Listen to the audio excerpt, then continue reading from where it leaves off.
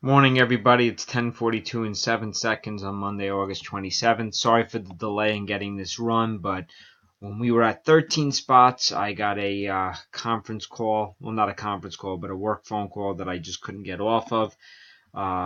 Filled it up, and I just had to wait till I got off the phone so I can run this. So I appreciate everybody's patience.